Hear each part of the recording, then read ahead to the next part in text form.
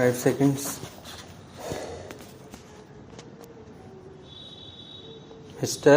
Deputy Chairman, Sir, our beloved President, in his address to members of Parliament on 17 February, has given a very comprehensive and realistic picture of India and India's relations with the outside world. It is a matter of gratification indeed that we have started coming out of the economic stagnation which bedwelled the nation for the last couple of years. More than 70% of the people are engaged in agriculture. Nearly 50% of our income comes from agriculture. That being so, it is but natural that we have to concentrate on agriculture and make conscious efforts to increase our output. Our agricultural production has more than doubled in the last 2 decades, from a total production of 50 million tons when we achieved independence. Food grains production has gone up to 1000 million tons. In spite of many scientific and technological developments, agriculture still has to depend to a large extent on the monsoons. No scientific method has yet been evolved to control rains, but efforts at rain making should continue. Even so, India had faced a cycle of adverse monsoons over the last few years. As a result, production in 1992-93 went down to 900 million tons. There was unprecedented and widespread drought conditions throughout the major part of India. In the face of these adverse conditions, we have braved the difficulties with courage and fortitude. During 93-94, the total price production stood at around 300 million tons. This is not an insignificant achievement. Other cash crops like jute, cotton, and sugar cane had also shown significant improvement. India is likely to have a total jute crop of 150 lakh tons. Cotton production will touch an all-time record of nearly 200 lakh bales.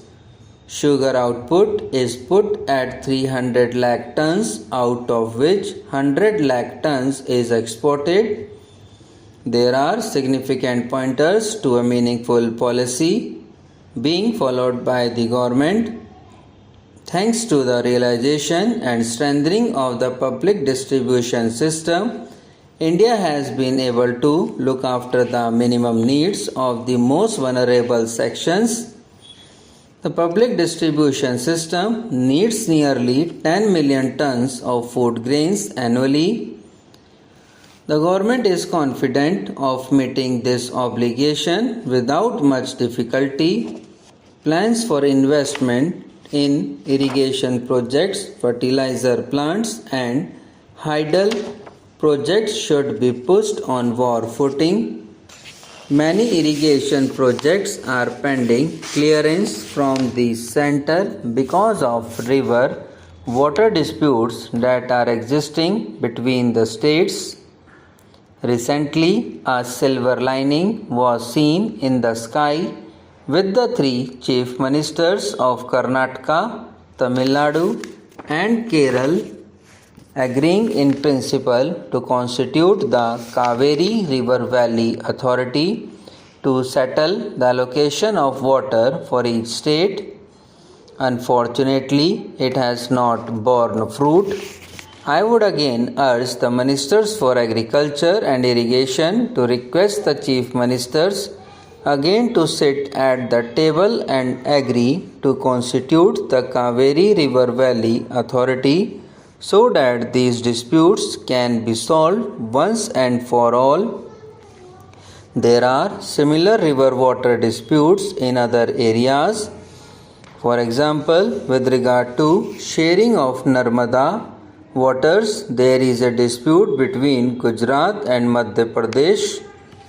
I would urge that all these river water disputes should be frozen and river valley authorities should be set up once and for all to settle the allocation of water and also to go ahead with the construction of irrigation projects. Coming to industry, sir, we all know that the growth rate of industry was almost zero in 1973-74. Thanks to progressive policies and vigorous implementation of those policies, the growth rate now is 3.5%. With efforts to ensure fuller utilization of capacity and assurance to supply scarce industrial raw materials at international prices, it is possible that the current year may turn out a better picture for industry.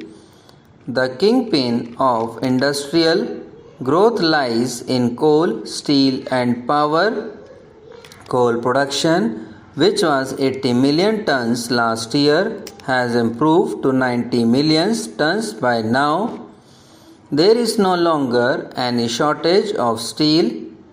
Thermal power has gone up by 14% and hydel power in DVC, as has already been stated by the President, has gone up by 34%.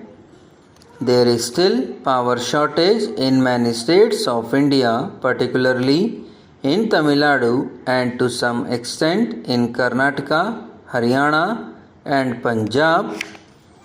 So the power projects should be given top priority, and the power project of Kalindi, for which the foundation was laid by our beloved Prime Minister, should be taken up with speed and completed as early as possible. Mr. Deputy Chairman, sir, you are aware that we had to spend more for import of oil because of the rise in price of oil. It is encouraging to find that we have struck oil offshore in Bombay High, and it is expected that we will be able to produce 100 million tons of oil from Bombay High.